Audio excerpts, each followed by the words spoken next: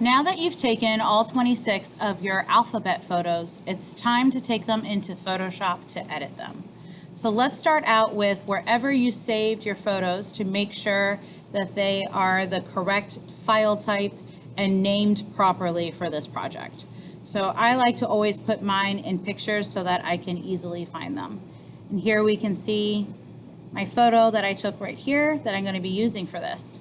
So it is already a JPEG file, so I do not need to convert it. But if I did, all I would have to do is go to HEIC to jpeg.com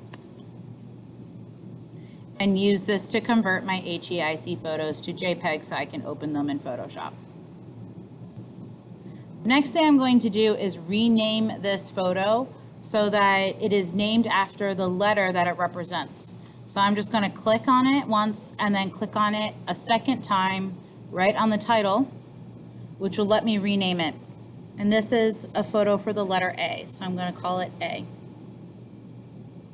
Now I'm ready to go to Photoshop. To open Photoshop, you're going to click the Start menu at the bottom of your screen, and then you'll see Adobe Photoshop under the A category on the left. Once Photoshop opens, you're going to select Open on the left so that we can open the photo. Then navigate your computer to find where you saved your photo, click on it, and then click Open. Give it a second to load because it is a large file. All right, now my letter A photo has opened on my canvas. Just to touch base really fast, the gray area around my photo is called my work area. On the left here I have my toolbar. At the top I have my menu. And right under the menu here I have my properties. Sometimes properties may appear on the left. So to get started, I need to make sure that my photo is the correct size. So to do that, I'm going to come up to Image and then Image Size. So you can see my photo is already quite large. It is 56 by 42 inches. I need my photos to all be a 4 by 6.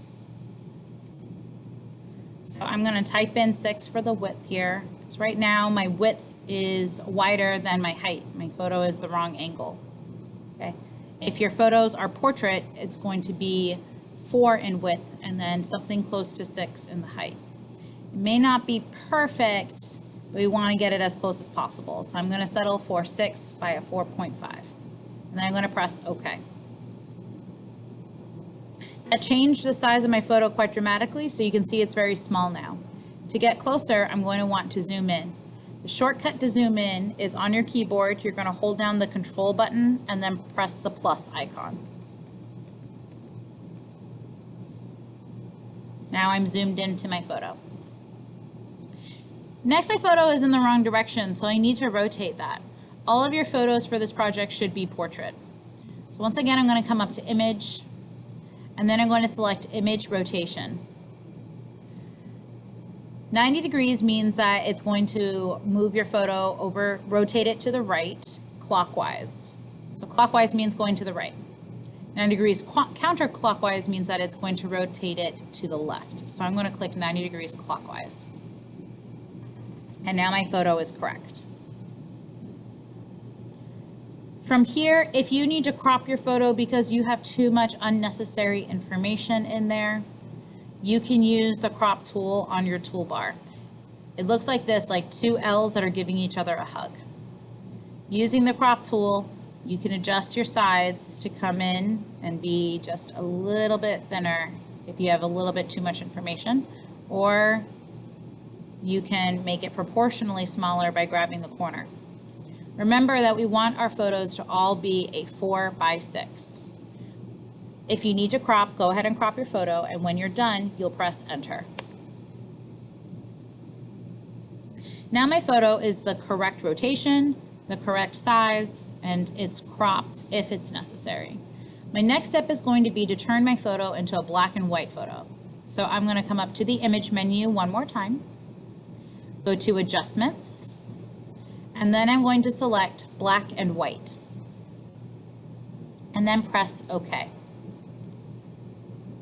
This will turn my color photo into a black and white photo.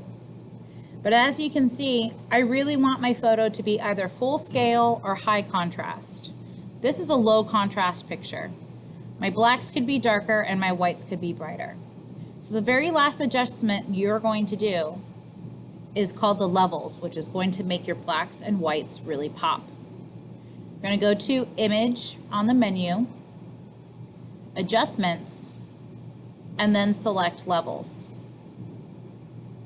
This will prompt the Levels window to open, and you'll see a graph with a bunch of spikes on it and 3 markers at the bottom. We don't want to worry about the gray marker in the middle. We're only concerned with the black marker on the left and the white marker on the right. We're going to click and drag the black marker over until it's under the first peak. Okay, so even though this is the highest peak over here, right here where I get this tiny little spike, that's going to be my first peak. And as you can see, as I adjust the black marker, my blacks all become darker and richer. Next, I'm going to do the same thing with the white marker all the way to the right. I'm going to click and drag it until it's under the first peak. This is going to make your whites really, really bright so that your photo is now either high contrast or full scale. Be careful not to bring your markers in too far, otherwise you might get an overly dramatic picture.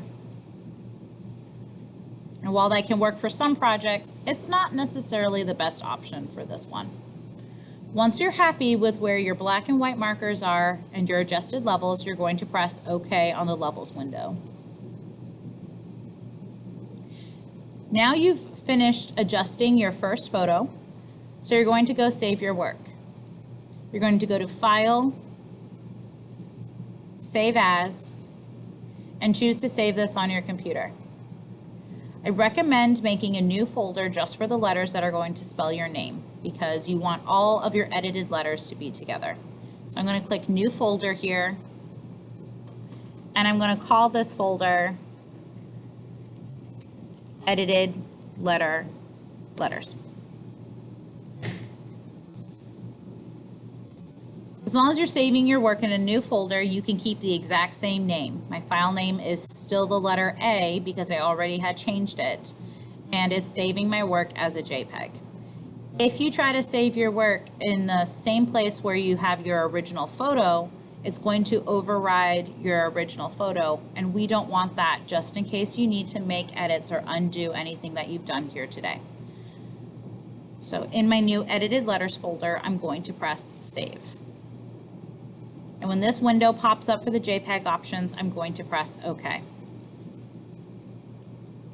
That finishes your first letter. You're going to edit all of the letters of the alphabet that make up your name. So if my first name is Carmen, I would still need a C, R, M, E, and N. Some of you may have more letters than others. You're going to turn in all of the edited photos as their JPEG files onto Schoology when you're done.